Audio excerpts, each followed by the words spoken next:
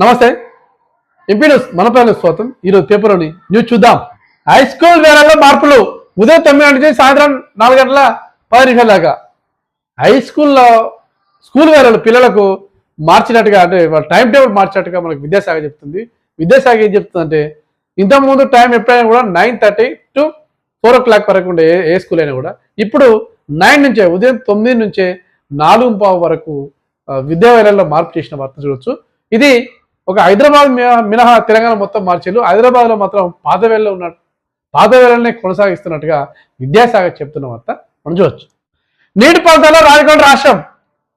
Neat ఫలితాల్లో ఒక రాజ్కోట్లోనే 80% mark సాధించిన నగరంగా రాజ్కోట్ ఉందట. రాజ్కోట్లో ఎంతమంది?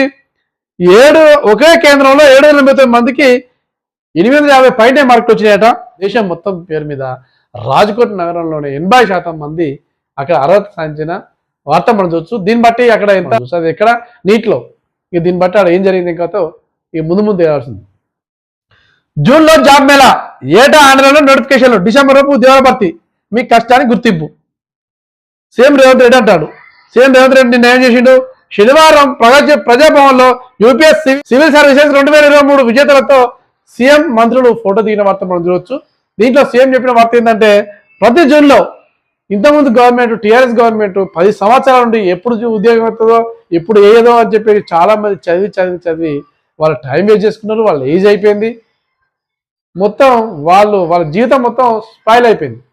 ఇప్పుడు అట్లా కాకుండా ఈ గవర్నమెంట్ ఏం చేసింది? గవర్నమెంట్ ప్రతి జూన్లో జాబ్ మేళా ఉంటుందట. ప్రతి జూన్లో జాబ్ క్యాలెండర్ రిలీజ్ చేస్తారు. దాన్ని 6 నెలల, అంటే డిసెంబర్ లోపల కంప్లీట్ చేస్తారు. జనవరిలో ఉద్యోగాలు వచ్చేస్తాయి. ఇట్లా ప్రతి జూన్కు ఇప్పుడు 5 సంవత్సరాల గవర్నమెంట్ ఉంటుంది కాబట్టి 5 సంవత్సరాల లోపల ప్రతి జూన్లో ఉద్యోగ మేళ ప్రతి జూన్లో ఉద్యోగ మేళ ఉంటుందని చెప్తున్న ముఖ్యమంత్రి చెప్తున్న వార్త మనం చూడొచ్చు. యూపీఎస్సీ చైర్మన్ రాజీనామా.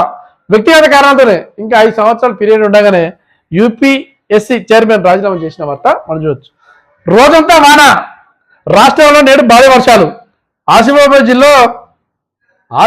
జిల్లాలో ఫుల్ వర్షాలు పడి వాగులు వంకలు తెగిపోతాయి, చిన్న చిన్న చెక్ డ్యాములు తెగిపోతాయి, చిన్న చిన్న కలవాట్లు కూడా తెగిపోయి జనజీవన సమంతా అస్తవ్యస్తం అవుతుంది. మొన్న అషరాపేటలో పెద్ద వాగు ప్రాజెక్ట్ తెగి చాలా 20 కోట్ల నష్టం జరిగింది. దానిపై నివేదిక ఇవ్వండి అన్న వార్త మనం చూడొచ్చు.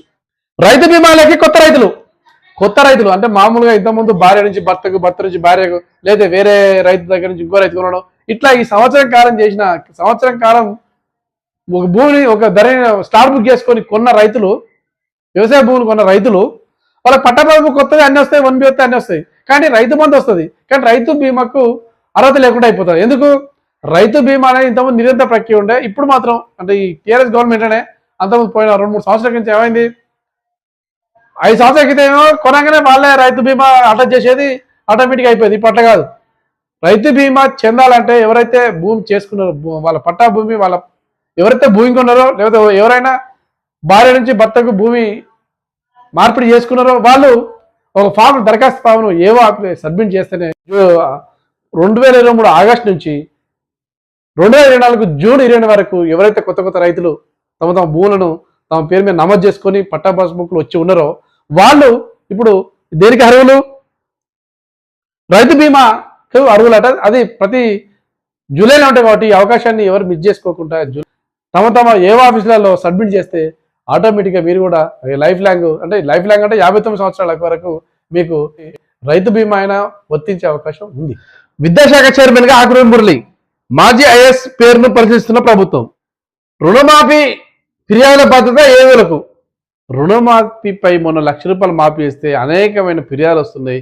మొన్న 18వ తారీఖు ₹1,00,000 మాఫీ అంటే చాలా మంది పేర్ల గల్లంతైంది.